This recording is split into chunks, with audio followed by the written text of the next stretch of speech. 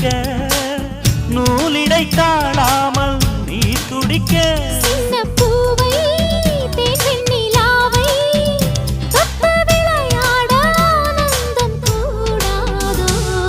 பாண்டியனின் ராஜ்யத்தில் உய்யலால வேண்டி நின்ற பைங்கிளிக்கு உய்யலால கையில்